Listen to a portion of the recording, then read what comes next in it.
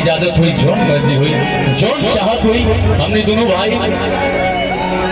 पूरा करेंगे, प्रयास करब जा, कोशिश करब जाते हैं। आज सबसे पहले गणाधिपति गणेश भगवान की वंदना हुआ।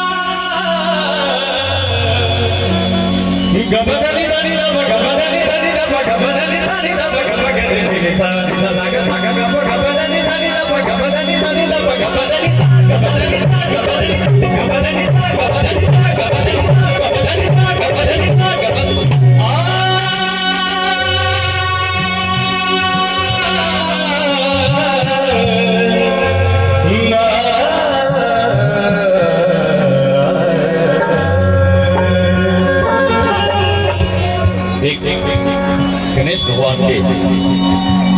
वंदना प्रथम पूज गणदेव गणाधिपते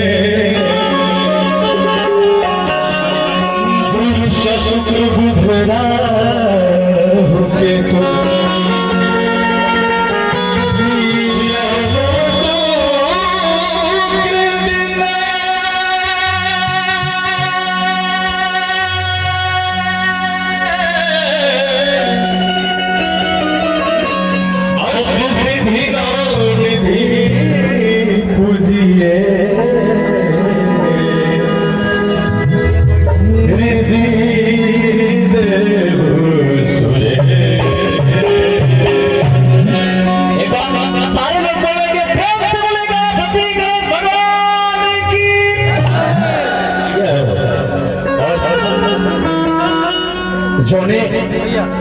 माई के आंचल के छाया में आप सभी केहू रही नहीं, हमनी के रहे नहीं जा, हमनी के छोट से तारा चंडी मैया के जोने माई के आंचल के छाया में हमनी के रहे नहीं जा, जोने माई के आशीर्वाद हमने सभी केहू के ऊपर सदैव बनल रहेला और हमनी के छोट से ये गीतिया गावत आ रहा नहीं जा। तारा चंडी मैया के एक कव्वाली के भाव दो लाइन के वंदना बा, फिर हमने के माता बहन लोग भाभी लोग बैठल बाड़ी, हमारे भैया लोग बैठल बड़ा, आप सभी के गाते हमने के प्यारा प्यारा सा छठ गीत सुनाएगा। एक वंदना बा।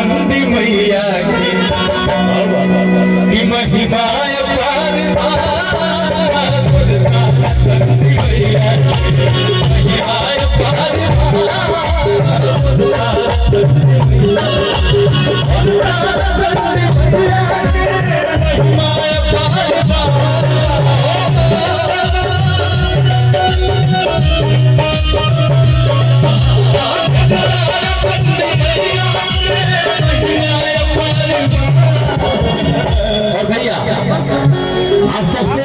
विनती का आप सबसे आग्रह है कि आप सब मीठा मीठा ताली के साथ भैया एक बात खाली आप सबसे बोलो कि हमने मेरे भाई बात करना मैया खातिर माता रानी से जितना लोग के स्नेह व प्रेम में तुम्हें हाथ ऊपर कर दिए एकदम दिल से इधर से माता बहन लोग इधर से हमारे भैया चाची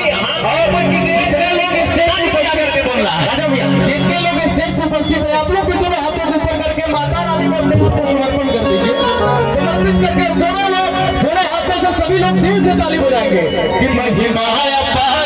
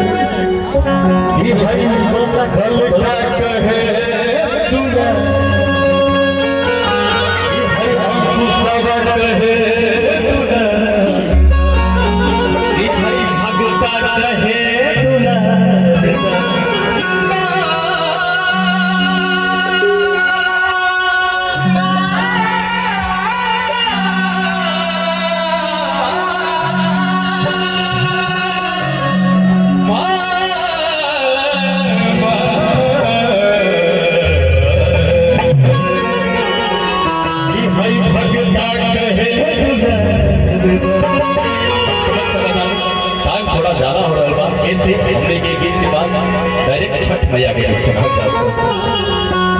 भगता कहे